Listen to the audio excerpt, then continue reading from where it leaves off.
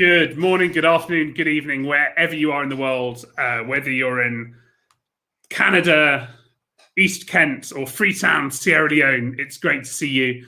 It's amazing to have more than 200 people already logged in for today's Helicopter Investor Town Hall. I'm going to go straight to our first guest, Will Sturm, Sales Director of Aero Asset. He's on holiday in Cadiz at the moment and very kindly joining us. Will, how are you? I'm great, Al. Not technically holiday yet, but yeah, doing great. I'm in the middle of a move, actually. And move to Paris. Yeah, we're moving back to Paris. So it's been a little challenge. It's kind of moving on expert level, but we're getting it done. It's pretty easy. There are probably quicker ways of doing it than going via Cadiz. But anyway, we're delighted to have Aero Asset here today. Aero Asset has also produced their pre-owned heli market trends Q2 edition, which you can get by clicking there. Will, do you want to take us through what you're seeing in the market at the moment? Yeah, sure. Hi, everybody around the world. I'd just like to start off by thanking Al and everyone at Heli Investor for keeping us connected and informed during these past couple of months. It's been really great to hear from everybody. But that being said, I look forward to seeing everybody at a deal makers dinner very soon. So let's hope that happens. As many of you know, in addition to trading helicopters, Aero Asset reports what it sees in the market. We release a quarterly report focused exclusively on pre-owned twin engine market activity, and we call it the Heli Market Trends Report. So in the Q1 edition earlier this year, we looked at how the market performed compared to the 2019 quarterly average. And what we reported was stable overall supply for sale and absorption rate, but ambivalent sales or retail sales results. Actually, Q1 sales volume performed well against the 2019 quarterly average, but poorly when it compared to Q1 2019. What we wanted to know was what trend would prevail in Q2. And we noted that this would kind of be the $150 million question, because that was the total amount of pre-owned sales we estimated closed in Q1. Well, you will or will not be surprised to learn that the $150 million question was actually at the end of Q2 a $34 million question. Basically because 60% less units closed in Q2 versus Q1, which is expected given what's been going on in the whole world. But interestingly, pre-owned supply remained mostly stable throughout Q2. So we can look at this in more detail later and talk about the models that traded if you guys like, but maybe we'd continue with the bad news first, and then we can end up with some good news. So bad news is, sales to retail buyers or end users are down 60% versus Q1 in terms of units sold, 80% in terms of aggregate dollar amount. So there were no heavy transactions in Q2. Light twin retail sales are down 40% in terms of units sold, and medium twin retail sales are down 60%. In the same in terms of units sold. And actually, of 6 of the 12 models we track in the report, saw 0 sales activity last quarter. And that directly relates to why our absorption rate went up threefold. So in early June, we predicted overall twin engine market absorption rate would be up to 3 years by the end of Q2. And actually, it's just at about 4 years now. And at the end of June, we had 4 years of twin engine pre-owned supply at Q2 level of trade. So to put this in perspective, the absorption rate was just 21 months at the end of Q4 2019. So it's a big change, and not for the most positive. But the good news, we had also forecasted a dramatic increase in supply, which didn't happen in Q2. We had also forecasted the deal pipeline would collapse, which hasn't happened either. There's still a lot of people getting deals done, preparing to get deals done as soon as things get easier and the situation improves. On-market supply actually declined slightly in the medium and the heavy markets. So drilling down, like in the medium markets, for example, we can look at like the 139s and the 155s, which both saw the biggest drop in on-market supply. There were 2 transactions in the B1 markets, 1 utility, 1 VIP, and 4 of the other aircrafts were put back into operation. 2 were OGP, 2 were corporate VIP.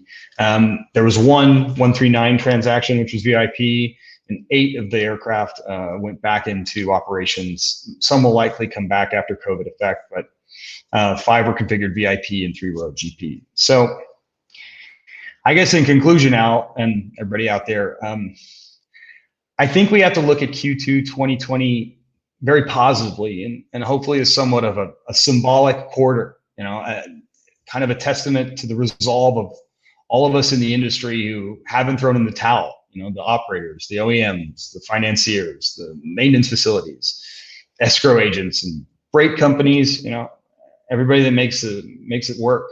Because let's be frank, getting a deal done between March, April, and June was a Herculean effort for even the best organized companies. And there were still 14 transactions in the twin engine market segment that were sold to retail buyers. So. And a lot more singles transactions. So, hats off to those of us who keep on grinding. And there's this old saying they used to say, it's a Persian saying that's, this too shall pass. And it will. It's cyclical. And I'm sure we'll all come back stronger than ever before. So I wish you all luck, and I hope to see you guys soon at one of Al's events and getting ready to do the next deal. So I guess one question is, 6 of your 12 types didn't trade. Mm-hmm. Is that because of lack of demand, or just physical problems in getting deals done, or just people so busy with other things? Well, I think there's a wait and see mentality that's typical in this environment. And also, yes, there was definitely just a logistical inability to do some transactions, to send inspectors, to do the normal things we do to get transactions. And we've become very creative in doing that. Just the way most companies who are doing well now have to become creative. How do we find local inspectors? How do we get people to do exports for us remotely? And it's a challenge, but so it's a bit of both, but I think once things get a little easier, there'll be a pent-up demand that'll come back. And do you see that across? Are there any markets you think we might see even more demand, where things could be better than pre-COVID? I think the EMS market's going to come back strong because over the last. You talk to some of the larger operators, and they're down at like almost half, a little less than half of what they've of flight operation hours they normally had, because people were not driving in cars and getting in car accidents or ending up stranded on the side of a mountain. So that business is down, but there's a direct relation to people starting to move again and getting out in the world and EMS helicopters having to save people. So I think that comes back, and you'll see that demand come back very quickly. I think we're still going to be in a slow, or who knows, recovery for the oil and gas market. So that market will stay a little challenging, but I think the lighter twins are going to be a more dynamic area, and there'll be demand for it. Plus, and it's a bit of a romantic notion, but post-COVID, our VIP is going to be less inclined to want to go to an airport and more inclined to wanting to get on a private aircraft, or private helicopter, or private jet. I'd like to see it in practice. That being said, I think there will be more people wanting to fly on their own terms. And we've got a question from Terry Spruce. Are you seeing any distressed sellers yet? Yeah, there's some out there. Great, you answered it. Can't argue with that. That was a good, you wanted a question, you ask a question, you get a firm answer. Will, thank you so much. Final Pleasure. thoughts. When do you think we're going to know exactly what's going on? I don't know. When transaction levels start to resemble what we've seen in the previous quarter. I think at the end of next quarter, given what I said earlier about how the massive amount of effort to get these deals done, the fact most of them were local, regional deals as opposed to transatlantic or international deals. I think once we start seeing more of those happen again, and we get back to a 75% level of what normalcy is, we're going to be on a good trend. Brilliant. Thanks so much, Will Sturm, Sales Director, Aero Asset. And thanks, also, everybody. Please click to read the Aero Asset pre-owned market. Please do. And thanks so much for sponsoring. Much appreciated. Thanks, Will. Pleasure, guys. Bye, everybody. Okay, we're now delighted to have Joe Hawke, Chairman and CEO of Uniflight Global in Texas. How are you, Joe? Doing very well, Al. How are you? I'm really good, thanks. It's always a slight hesitation where I wonder whether we've got sound, so it's always such a relaxing. Hearing you is great. Joe, do you want to explain to those who don't know, what does Uniflight offer? So we're basically in three primary lines of business: maintenance, repair, and overhaul. OEM authorized by Airbus, Bell, and Leonardo. We operate a fleet in the utility space, and we're involved in leasing, principally at this point as a servicer to third-party lessors. And so that's a very diversified business. What are you seeing in the different lines at the moment? Yeah, so interestingly, through Q2, I would say the MRO business stayed fairly strong. We, I would say, are bracing ourselves for a bit of a second half downturn as a lag effect due to what Will mentioned as kind of 40 to 50% downturn in flight volume that we saw a lot of our EMS customers experience in Q2. We are seeing that start to rebound, so hopefully that will be something that's worked through the system in 2020 and doesn't bleed into 21. Our law enforcement customers have been flying pretty consistently, arguably even maybe higher than normal. There, I think the watchword, if you will, is defunding here in the States, law enforcement agencies. So we're monitoring what's happening there, but at the moment, don't have any, particular expectations or particular concerns, at least with our customers. And then with regard to the utility sector, which I'll now transition to flight operations, we really saw a significant downturn in mid Q2. I would say a good chunk of April and virtually all of May for upstate New York operations were largely, in suspense. Backlog started to come on stream in June. July, I would say, is the first sort of normalized volume month that we're seeing. And it seems like, although there have been variations throughout the state by region in terms of what happened in that regard, it does seem like July across the nation, things are, irrespective of region and utility customer, people are flying. And then on the leasing side, I would say the new origination market is, as it had been even arguably pre-COVID, relatively anemic. But the action seems to be in secondary market trades. And, I think that's probably going to continue as the lessor market rationalizes.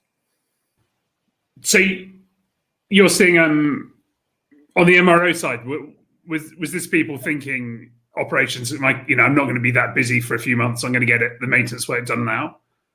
Or is it coincidental? In our case, a lot of it was work that had already been inducted and, continued through. So there, the nature of MRO is there tends to be, it's a lagging indicator, not a leading indicator. And so that's why, we're monitoring what's coming in. At the beginning of June, July looked suspect. Fortunately, the hangars remain full in July, and hopefully that'll continue. Some of what we're doing is also taking our capabilities and focusing on some other adjacent addressable markets. For example, like expeditionary fixed wing avionics work, which some of our law enforcement customers also operate. So we're trying to sort of mitigate any softness, but I think most of it was just these are mission critical assets, and for essential businesses, they tried to continue service uninterrupted to the extent possible. How hard has it been, operating and maintaining aircraft when you've had restrictions on? It's interesting. We operate the MRO locations both in Texas, our flagship headquarters next to Airbus, and we also have a Western Pennsylvania, arguably almost sort of Midwestern location. And I would say that in both locations, we've been fairly fortunate. Limited cases of actual, positive COVID testing. However, even one case, for a couple of weeks required quarantining nearly half the workforce at one of our locations. So, we've gotten through that, fortunately. And I would say, the burden otherwise at this point in particular, as, the wave of COVID continues to, crash on different states. And Texas certainly has been pretty hard hit. There's a much more stringent level of attention to mask wearing and that sort of thing. I would say the thing that universally, I think folks adopted was sanitization, both of the aircraft prior to induction and then again prior to delivery, but also daily cleaning of the facilities on, high touch surface areas and that sort of thing. So it's been a burden, but I mean, it's been manageable. Okay. And on the last call, we talked about how this was an opportunity to decouple oil and gas from the greater helicopter market. And you do, oil and gas isn't a major part of your business. Do you see that this could finally happen, or do you think oil and gas is always going to be the driver of the helicopter market? So, in my view, I mean, I'm hopeful that could happen. I think that it clearly hasn't happened yet, and I think the principal reason for that is because the OEMs are as tied. Their fortunes have been historically as tied to oil and gas as they have been, particularly within their civil product lines. So I think we have the potential for that to happen. And one example I would point to currently is Leonardo's backlog out of Philadelphia currently. I mean, they're, I don't think particularly reliant on 139 production at this point. They obviously won the Air Force contract for 139s last year. They won the TH-119, which I think gives them backlog well into 23 or 24 at this point. And as a consequence, they're, with continued new civil sales, EMS, firefighting, and the like, that generates a need for, outsourced requirements to folks like us. And it suggests that their fortunes are becoming somewhat less tied to oil and gas.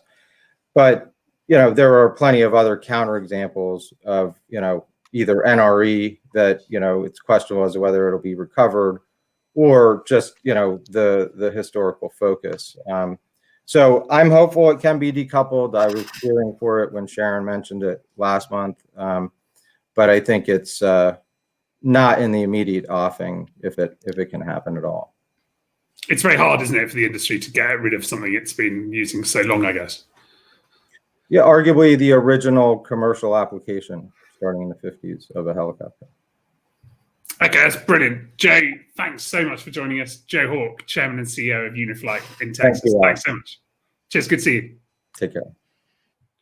Okay, now I'm delighted to go to Steve Robertson, who's going to, as you can tell by his picture behind him, is going to take us through offshore, but not all oil and gas. Steve, I'm just going to try and get my screen showing. Very good. Hello, Al. Hello, everybody else. Okay, I'm just trying now. The good news is it's showing on my computer, but you guys can't see it. It's the bad news. Right, here we go.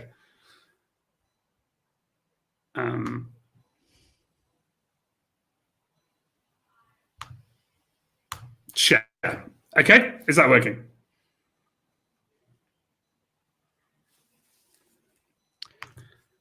Okay. On my screen, it's very small down at the bottom. Do you want me to? I think that's your eyes. Yeah. Perhaps. Here we go. Now I can see it now. There it is. Very good. Okay. Well, look. Thanks. Thanks for having me again, Alan. Thanks again for running the running this event. If you want to jump forward a couple of slides, I'll just perhaps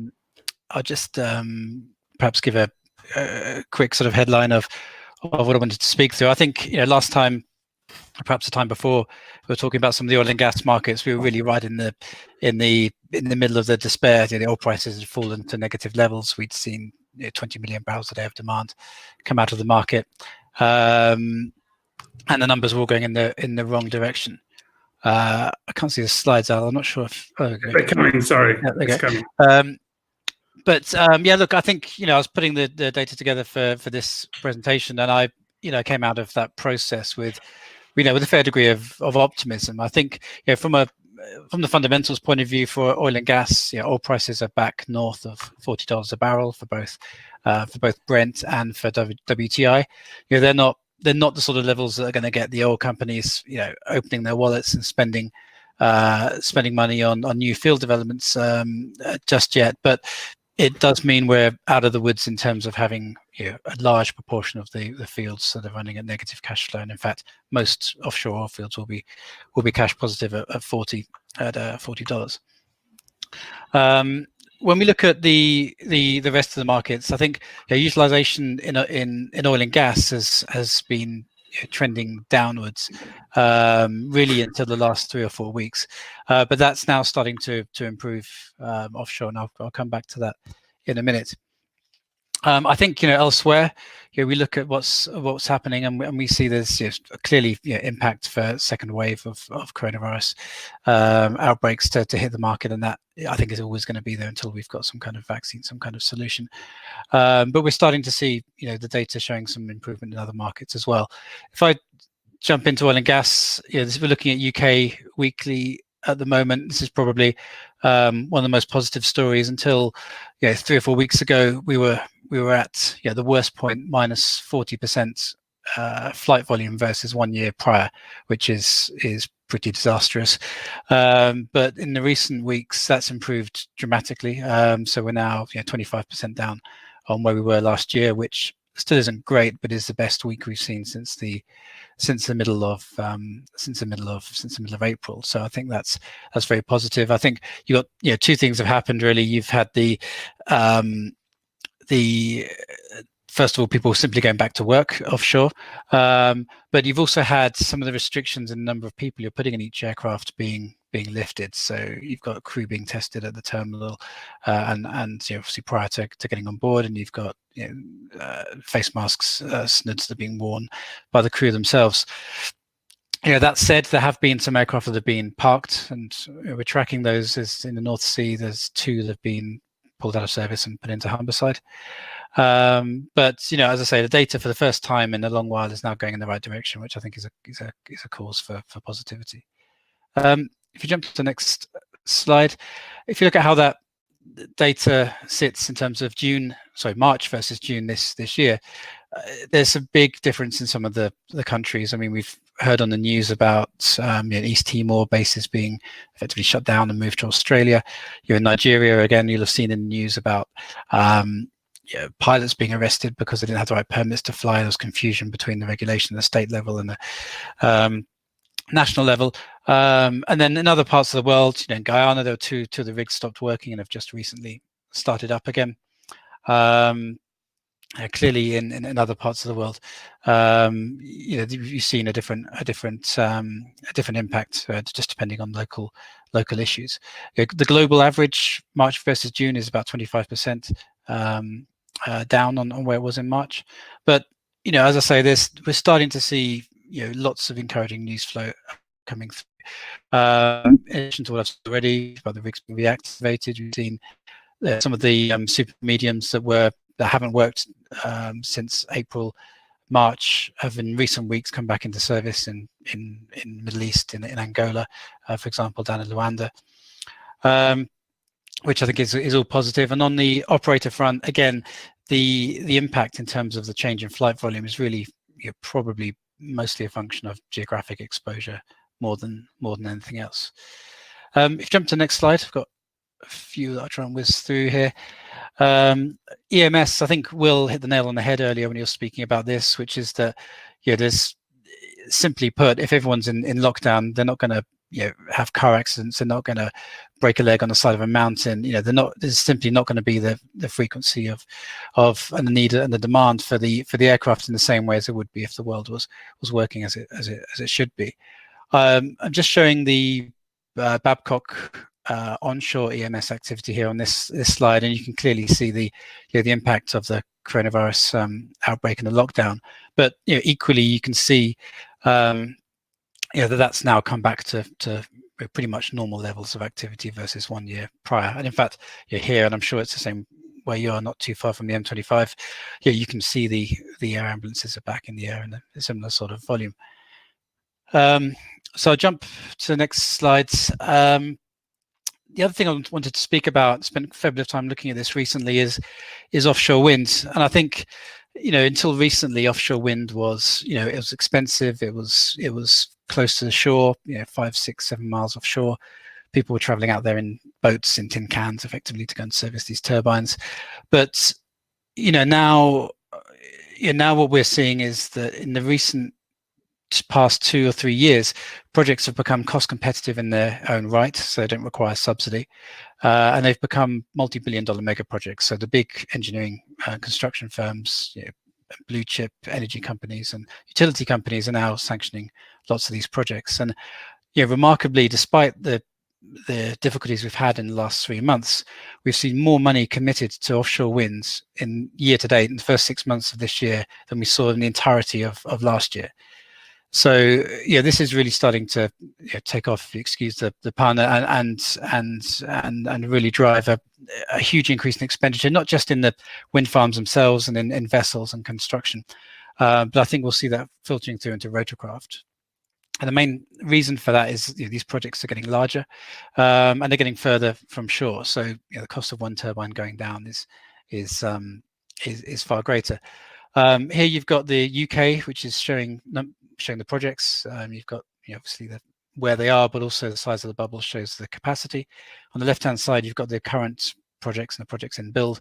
On the right-hand side, you've got the existing and future projects.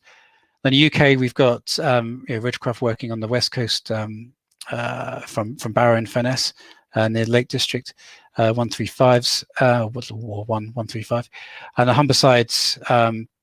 Got 169s, 189s, 135s working out of Humberside, and Wick, which is right up there near John O'Groats. You've had a 145 working with Siemens. Got nearly 40 of these projects in operation, but that could more than double in the next 10 years, with projects going right out beyond 200 kilometers. If you look at Germany, I'm slightly conscious of time, but I'll try and get through this. If you look at Germany, this is far more mature in terms of the offshore wind market, in terms of heli hoisting. Obviously, the activity is not dissimilar to port operations, where you land a harbour pilot on the vessels before they come into shore. In Germany, we've got the bulk of the activity from a rotorcraft perspective at the moment, with over half of the fleets flying out of Emden and other bases in Germany, primarily flying 135s and also 145s.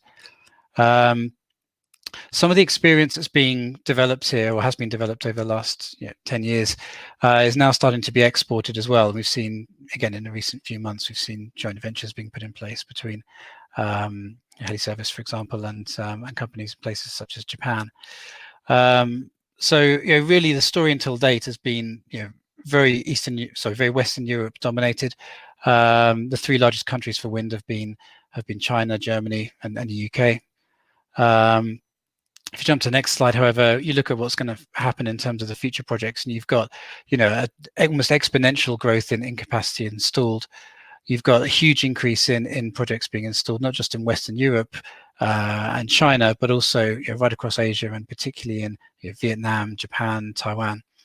And a large number of the future projects, more than 200 of those, are a significant distance from shore, more than 40 kilometers from shore. So I think we've got an emerging part of the energy industry offshore, which is decoupled to oil prices. It is serving different markets. It's not serving liquid fuel market. It's serving power generation markets. So we spoke earlier about decoupling from oil and gas, and I think offshore wind is one way in which that might happen. So look, I think it's certainly feel a lot more positive now than we were 2 months ago. We've seeing signs of recovery in oil and gas. Not seeing too many new contracts, and we're seeing some of those contracts move from operator to operator.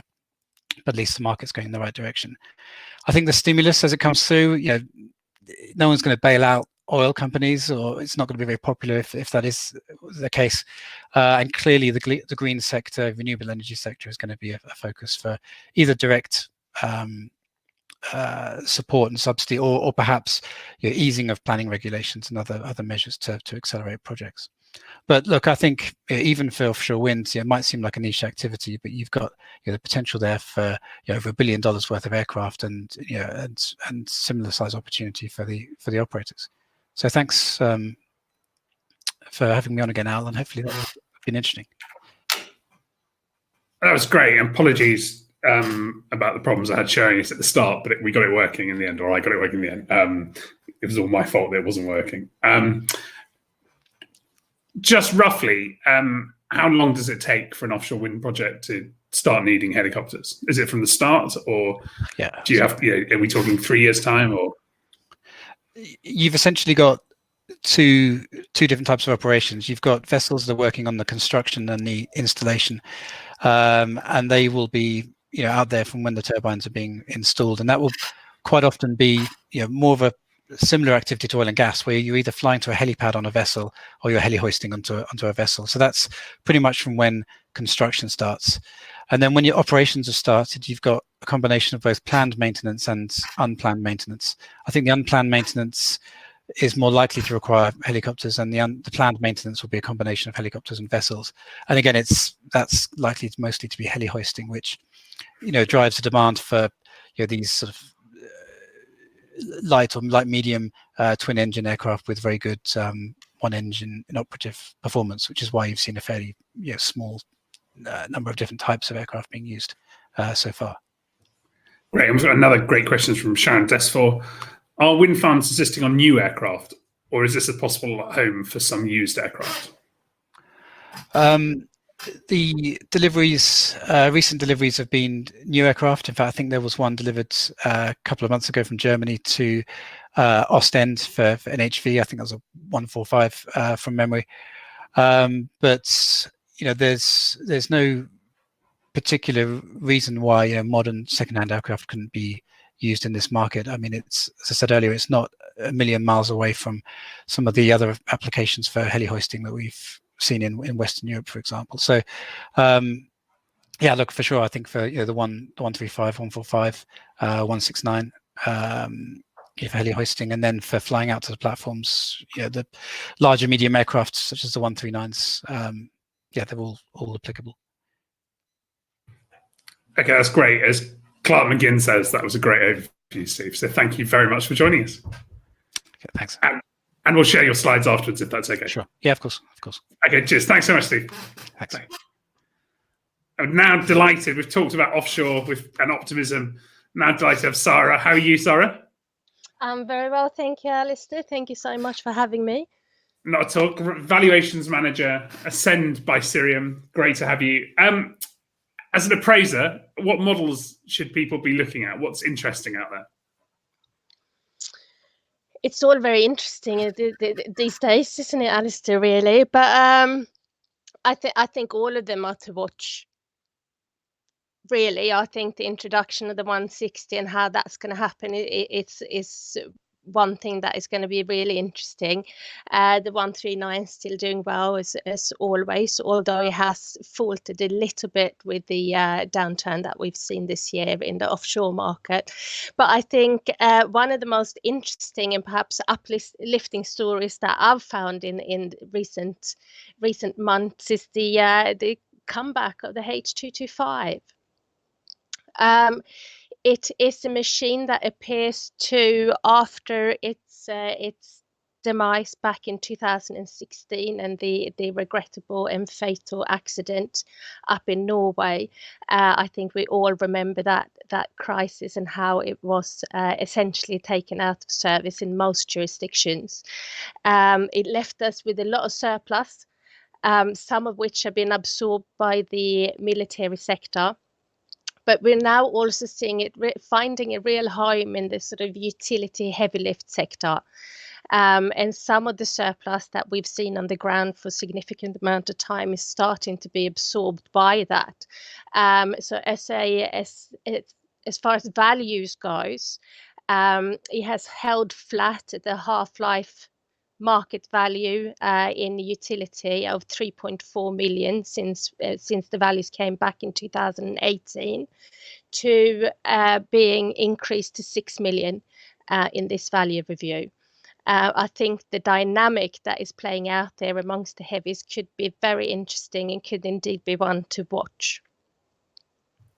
That's fascinating, isn't it? Because at one point, a lot of appraisers even stopped giving a valuation for the 225, didn't they?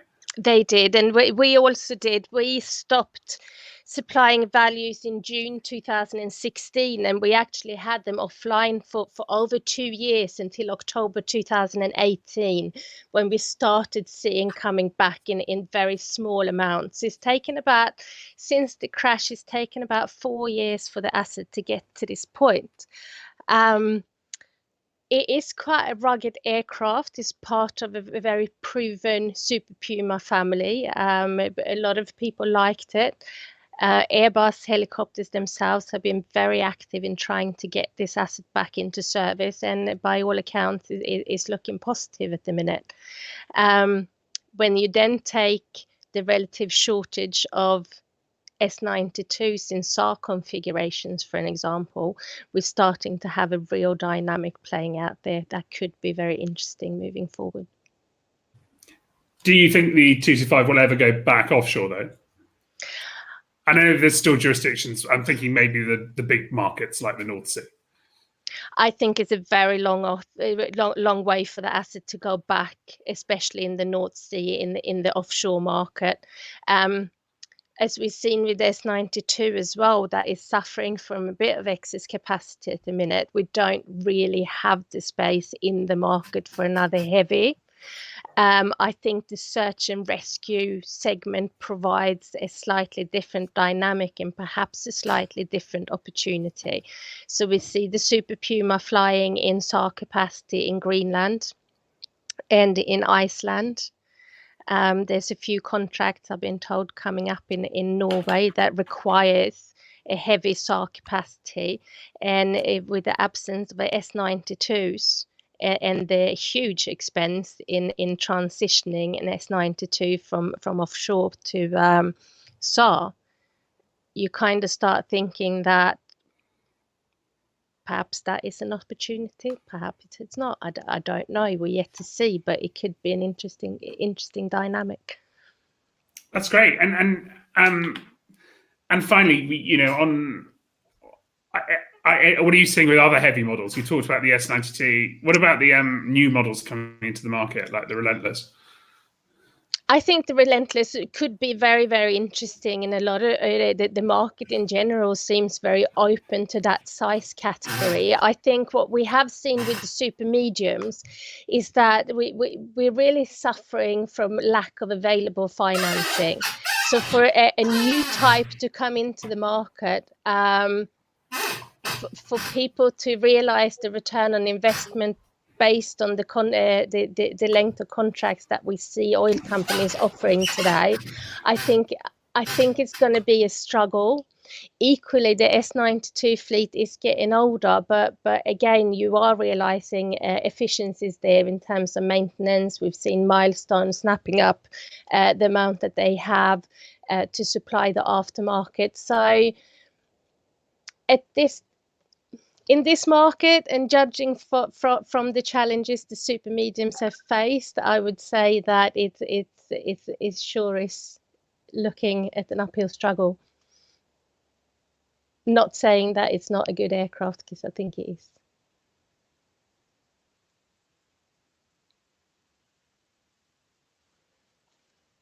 I think you're on mute, Alistair.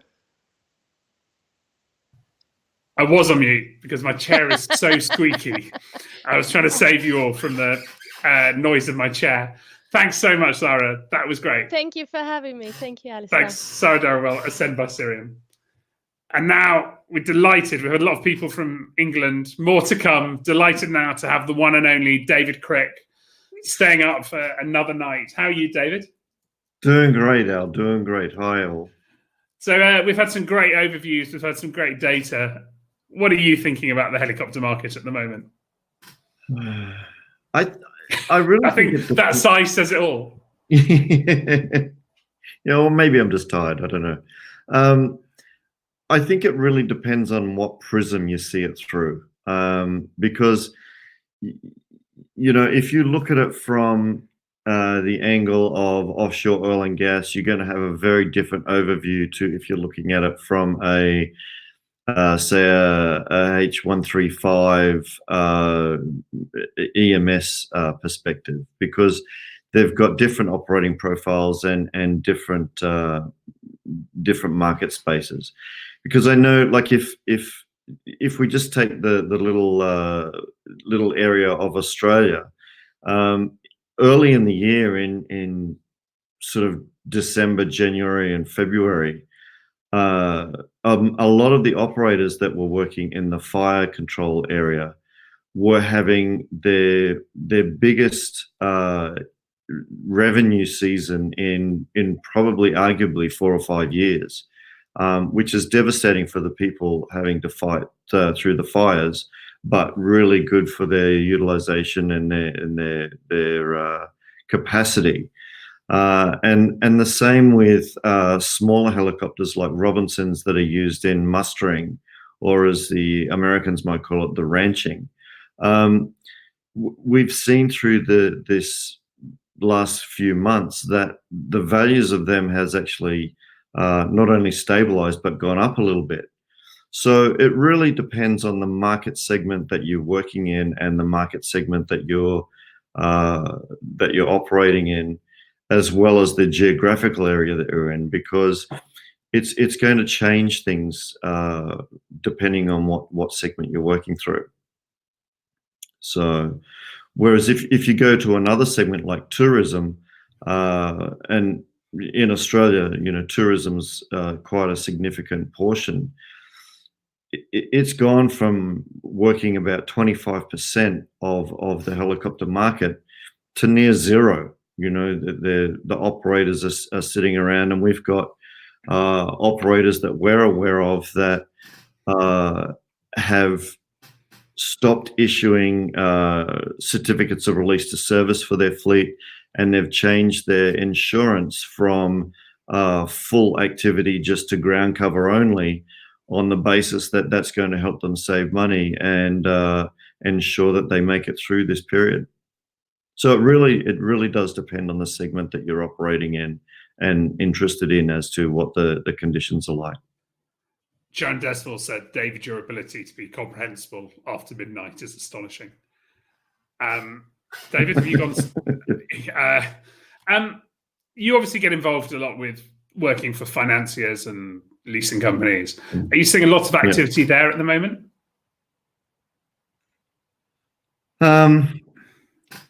It depends which end. And the reason I say that is at the front end, which is when money is lent out the door, we are seeing a little bit of activity, probably less than usual, but some activity.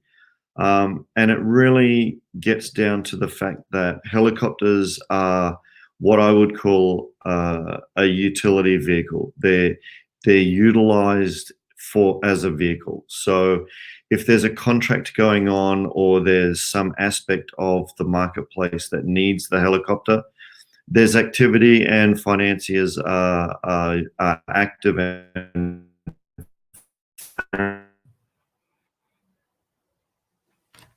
how interested the banks are to work with them, but there's definitely activity. We're working with one operator who operates some 135, some H135 aircraft, and they've in fact got aircraft in their fleet that are the highest time of the helionics in the world. And so the financiers are quite interested in working with them, and their fleet is quite active. So that's a good thing. We've got another operator that we work with, and coincidentally is wanting to purchase a 135 because they're currently operating a BO 105 that is at the end of its life cycle, and so they're wanting to replace it. So when there's contracts, the banks are really keen to see it. The other side that we work with, and one of the files that we're working on at the moment, is the other side of the bank, which is, you know, we call them the bad bank, which is the guys that go in and try and make good of terrible circumstances, for example, Chapter 11s and bankruptcies. We're working with quite a few of them at the moment on the basis that the operators have stripped back all that they can, and they're still in a lot of pain, and respectively are trying to get out of their circumstances. David, that's great. And as always, I do agree. I don't know how you managed to keep working 24 hours a day. But hopefully see you soon physically. But thanks so much. Thank you very much. Appreciate it, Al. Thanks. That was David Crick, founder of DavAir in Australia. We're now delighted to go to Jean-Marc Youkhana, founder of Uplifting Aviation in England. Jean-Marc, how are you? I'm very well, thank you very much, and thank you for inviting me, and hello to everybody, and thank you to everybody to be there together. It's much appreciated, and it's much needed too. Great. So what are you seeing at the moment as a broker, trader, consultant? See, I have some glasses. I can't see much. We just gone into a mega storm. There's fogs everywhere, big earthquake, and we've been kind of working in the dark for the past 2 months. And every deal we have had, I've taken a lot more time. Having said that, I think at the moment, the good thing is, and I concur with William and Joe and David, the market, it depends which way you look at it, which aircraft you look at it, which client you look at. We've been marketing a 109 SP. We thought the market will crash, and it didn't. We still have requests. We're still engaging with clients. They're still interested. We've been canvassing for larger contracts. They're still interested. It's been postponed. Some of the clients we are supporting have flown much less. You know, some of the power line, for example, they might have done, instead of their recurring 75 hours a month or 100 hours a month, they might have dropped down to 20 for the past 3 months, but it's picking up. So we're quite safe there. The interesting bit, though, is when you look at the corporate and the private buyers, again, those who have the money, they can sit on it and they won't sell. But the moment you start to tell them, would you sell your machine? They start to shift and say, well, why not? So because of the uncertainty, there's a bit more enthusiasm about somebody who would not have bothered before to say, now, why not? Should I liquidate? Because I don't know how this crisis is going to unfold onto us. The interesting other side is the commercial operation. And depending, as David says, which way you look at. If you look at the United Kingdom, the people who are extremely busy flying corporate machine,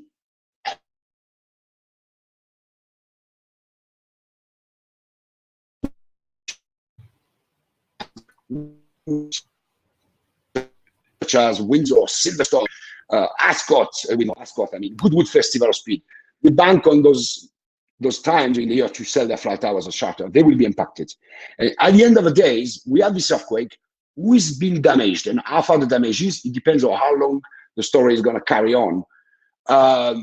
Clearly, it's down to liquidity. The strongest, the one who have the cash and can withstand it, will be able to take on the market for those who will fall, who can't sustain it in the next. We're looking at a 24-month period in my mind, in the time the whole industry needs to transform itself. Okay, how can the industry transform itself in 24 months? It's helping one another because we are in a worldwide market. But if you think about it, it's a regional operation. I have clients that might need to sell or buy helicopters. My friend on the other side of the pond of America might have the same. The lessor might need to increase, their market share onto a lease somewhere, and so the bank might need to say, well, how do I get out of the problem before it arrives? All of us in this room have a phenomenal situation, and whilst we are trying to concentrate on our business and our clients, at the end of the day, if we are going to survive this mega tsunami, and shall I add that there will be potentially another crisis if this virus is not controlled, then what? So while this is going on, we need to use all we can between us to help. I have answers to some of the problems that my colleagues here have. Some people in the group here might have a deal that they need support with. We have buyer, we have seller, everything is possible. But the market is going to move because either you go against pain or you go for pleasure. If you go against pain, you have debts, you have a lease, you're not flying, you have your employees who are on furloughs, you have an helicopter, you may want to create liquidity, you need to sell quick. If you are on the other side and you're looking at business thinking, ooh, this one is going to collapse, maybe I can take care of it and buy into it. So there's opportunity both ways. Actually, it's a good time, but we need to be together to make it happen. I think there's some very successful members clubs dedicated to both plane and pleasure. But, what sort of projects are you working on at the moment? So we have a business, an excellent business that we are promoting and selling. We have a 109 SP that we are selling on behalf of our clients. We're working on the large fleet for a government agency and an industrialist. And every single one project we also have had to take over the past, following the crisis within the helicopter industry, we thought, well, hold on a minute, we can work across the industry in the aviation, and my background is on fixed wing. I've been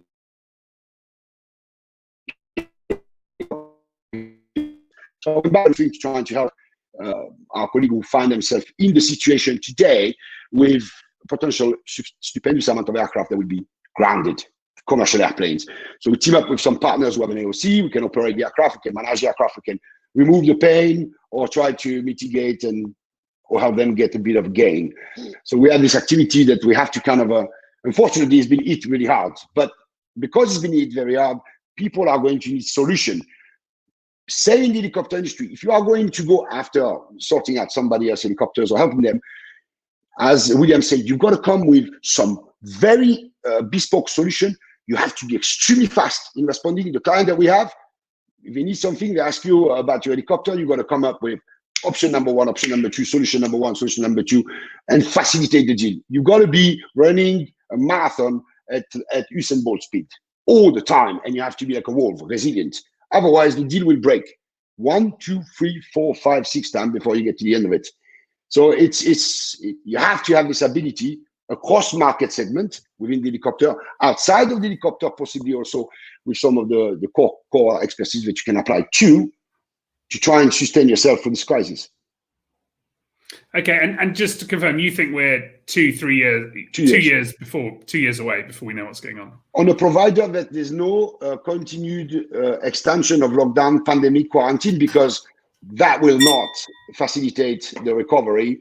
If at all, it will make it very hard. You look at Airbus backlog, they've been fantastic. They've sold, the 135, 145 sold out. The 225, 52 in production. So they are doing okay, but they worry about what's going to happen next year. Well, we don't know. How many of those clients can continue spending on new helicopters? The job of the OEM is to sell new machine. That's it.